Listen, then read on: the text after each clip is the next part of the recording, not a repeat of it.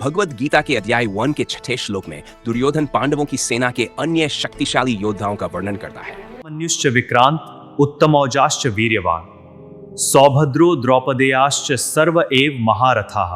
वह बताता है कि इस सेना में पराक्रमी युधामन्यु, वीर उत्तमौजा, अर्जुन के पुत्र अभिमन्यु और द्रौपदी के 5 पुत्र भी शामिल हैं। ये सभी महान महारथी योद्धा थे और युद्ध में असाधारण साहस और कौशल के लिए प्रसिद्ध थे। इससे स्पष्ट होता है कि पांडवों की सेना केवल संख्या में ही नहीं बल्कि शक्ति और वीरता में भी बहुत मजबूत थी। भगवद गीता के अध्याय 1 के 7वें श्लोक में दुर्योधन अपने गुरु द्रोणाचार्य से कहता है, स्माकं तु विशिष्टा ये तान् निबोध द्विजोत्तम नायका मम सैन्यस्य संज्ञार्थम तान् ब्रवीमि ते। हे आचार्य, आपने पांडवों की सेना के शक्तिशाली योद्धाओं के बारे में सुन लिया। अब आप हमारी सेना के प्रमुख नायकों को भी जान लीजिए।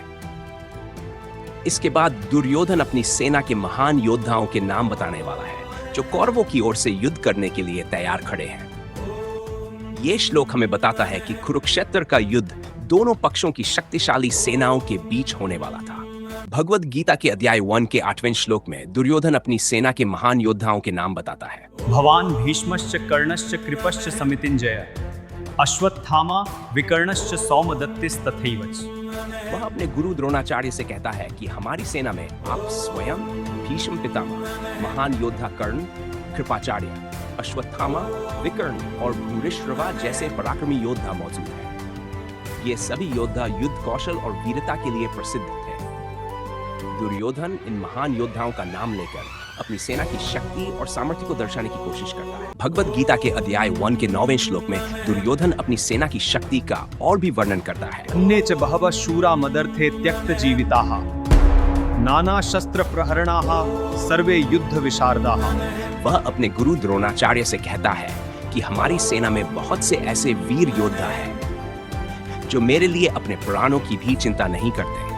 ये सभी योद्धा अलग अलग प्रकार के शस्त्रों से सुसज्जित हैं और युद्ध कला में अत्यंत निपुण है। इस प्रकार दुर्योधन ये दिखाने की कोशिश करता है कि कौरवों की सेना भी बहुत शक्तिशाली और युद्ध के लिए पूरी तरह तैयार है। भगवद गीता के अध्याय 1 के 10वें श्लोक में दुर्योधन अपनी सेना की शक्ति का वर्णन करता है। पर्याप्तं तदस्माकं बलं भीष्माभिरक्षितम् पर्याप्तं त्विदमेतेषां बलं भीमाभिरक्षितम्। वह अपने गुरु द्रोणाचार्य से कहता है कि हमारी सेना की रक्षा महान योद्धा भीष्म पितामह कर रहे हैं, इसलिए हमारी सेना असीम और बहुत शक्तिशाली है। इसके विपरीत वह कहता है कि पांडवों की सेना जिसकी रक्षा भीम कर रहे हैं सीमित। दुर्योधन ये कहकर अपनी सेना का उत्साह बढ़ाने और आत्मविश्वास दिखाने की कोशिश करता है।